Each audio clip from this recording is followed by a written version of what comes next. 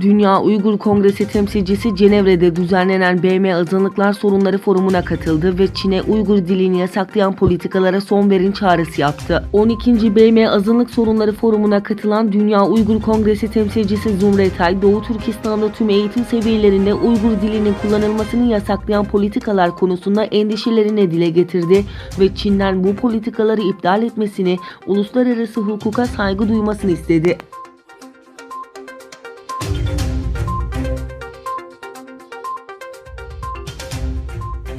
Doğu Türkistan'da Uygur Türklerine uygulanan Çin zulmünde yeni detaylar ortaya çıktı. Çin hükümetinin Uygur Türklerinin DNA'larını, kan örneklerini alarak onların yüzünü oluşturmaya çalıştığı ifade edildi. New York Times, Çin yönetiminin Uygur Türklerine karşı yürüttüğü sistematik şiddetin boyut değiştirdiğini aktardı. Gazete, Çin batıdan aldığı yardımla DNA'yı kullanarak yüz tanımlıyor başlığını kullandığı haberde Çin'in usulsüz bir şekilde verileri topladığını okuyucularına duyurdu.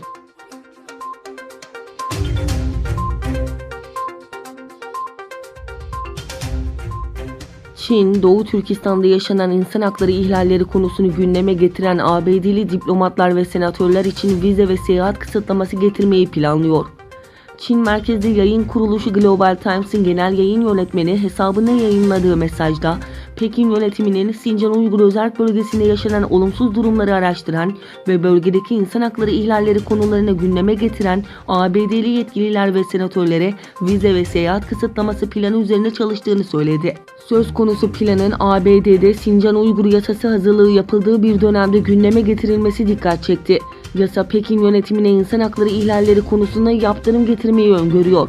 Birleşmiş Milletler Irk Ayrımcılığının ortadan kaldırılması komitesi, Çin'in Uygur Türklerinin ve Müslüman azınlıkların mesleki eğitim merkezleri ya da yeniden eğitim merkezleri adı altında kurulan tartışmalı eğitim kamplarında zorunlu olarak tutulduğunu rapor etmişti.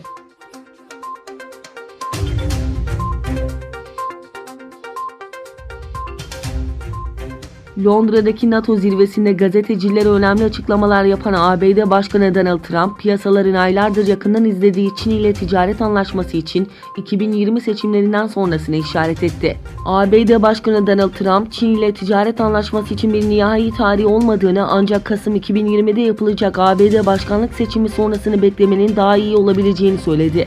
Ancak Çin'in şimdi bir anlaşma yapmak istediğini de belirten Trump, anlaşmanın doğru bir anlaşma olup olmayacağını göreceğiz. Çin ile ticaret anlaşması benim bu anlaşmayı yapmak isteyip istemediğime bağlı.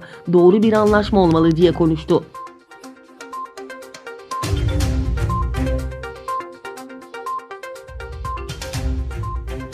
Cumhurbaşkanı Recep Tayyip Erdoğan, Suriye konulu dörtlü zirvede Fransa Cumhurbaşkanı Emmanuel Macron, Almanya Başbakanı Angela Merkel ve İngiltere Başbakanı Boris Johnson ile bir araya geldi. Londra'daki Başbakanlık ofisinde basına kapalı gerçekleştirilen toplantı yaklaşık 50 dakika sürdü.